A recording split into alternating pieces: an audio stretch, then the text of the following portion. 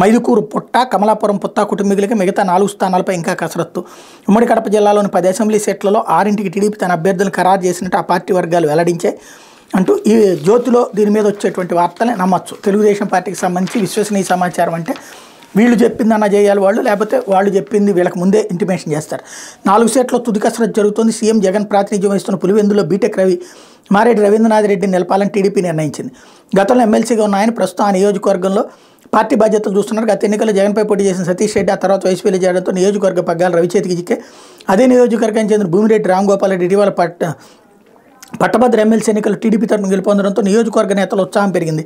జిల్లా కేంద్రం కడపలో టీడీపీ ఈసారి మహిళను నిలబోతోంది.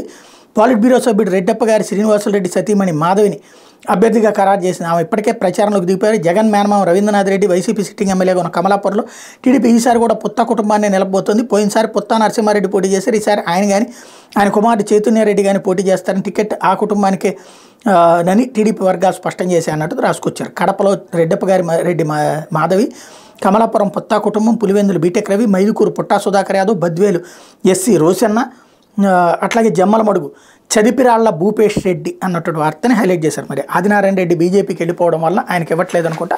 ఆదినారాయణ రెడ్డి వెనక్కి వస్తానంటే మళ్ళీ ఇచ్చేటటువంటి అవకాశం ఉంటుంది. లేకపోతే నచ్చని వాళ్ళు వెళ్ళిపోండి